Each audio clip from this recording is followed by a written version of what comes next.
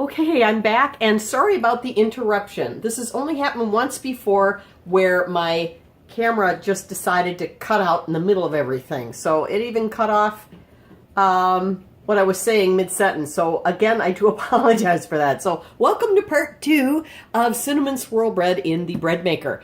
My timer just went off. The baking is finished. So let's take a look and see what we got. I want to move you in just a little closer here, and let's see. Oh, nice and golden brown. Isn't that pretty? Let's pull it out. Very, very hot. All right. So I'm going to get this on a rack to cool, and I will be back in just a flash. Okay, so I'm on my bread cutting board here, and I have a wire rack that sits about an inch, inch and a half up off the counter. Doesn't really matter quite how high it is as long as you have some room underneath it, some space for air circulation. And I'm going to get this out of the pan. It is very, very hot. Okay. And I have a silicone spatula here just to loosen it a little bit. Make sure there's no hang-ups. It sometimes will stick a little bit to that post in the middle where, there we go, where the bread kneading paddle is attached. Okay, so here is our beautiful loaf of bread. It's all done and risen and browned. It's a beautiful golden brown. My particular bread machine, again, has the 3 settings, light, medium, and dark. I have baked one other loaf in this in the less than a week that I've had it. Ooh, nice big bubble there. On the medium cycle, and it was really, really dark, and the crust was very firm and crispy and crunchy. So I think I prefer the light better. It's a beautiful, as you can see, it is a beautiful golden brown color. And because we took the paddle out before the baking cycle, there's just that tiny little hole, not that big gaping hole and a gash that usually happens with the paddle in there. So I'm going to let this cool down, and then we'll slice into it and see how pretty it is. So I'll be back shortly. Okay, the bread has cooled. It's still a little bit warm, but it's no longer hot. And as tempting as it is, especially with the luscious smell of the cinnamon in the air, you really want to refrain from cutting it when it's hot. This is where willpower is really, really important.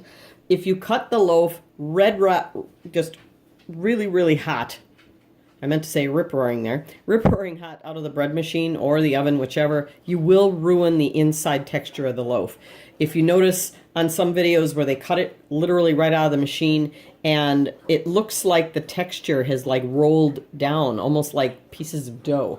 There's so much heat and steam inside the bread when it's fresh out of the oven and still piping hot, that it actually condenses when you're cut into it. You're pushing that down and condensing the texture of the bread. I don't know quite how else to describe it, but it does ruin the texture and kind of squashes it as you go. So you do want to be as as willpower will stand. You want to be strong. So I'm going to cut into it now, and let's see what we have. I'm left-handed, so I will cut this, and then I'll turn it around so you can see it. Get a nice sharp serrated knife and saw. Don't push down.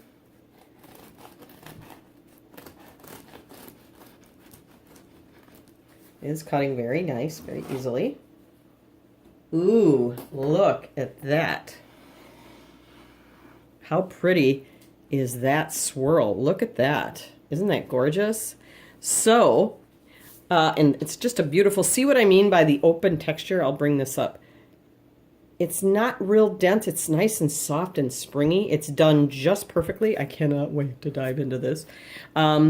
It's the cook's prerogative to get the end piece, the first piece. And the rest of this I will seal up tightly, airtight, for my husband when he gets home tomorrow from his trip. So, again, it is possible to make a beautiful cinnamon swirl bread with or without raisins, whatever your prerogative. So again, I do apologize for the part 1, part 2 separation that my camera decided was necessary for some reason. And on that note, I hope you have a wonderful day, a wonderful night. Enjoy this beautiful summer and your bread machine. And please, if you like my videos, please give me a thumbs up and subscribe so you don't miss any new uploads. Thanks again and have a great day. Bye-bye.